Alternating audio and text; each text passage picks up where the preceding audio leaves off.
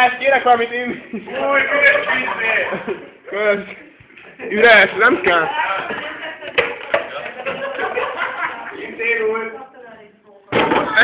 Jaj, lehetett.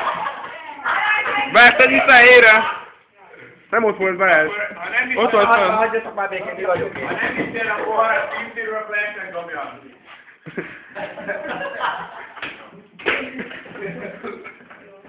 Nem tudom, milyen kiszolgálat.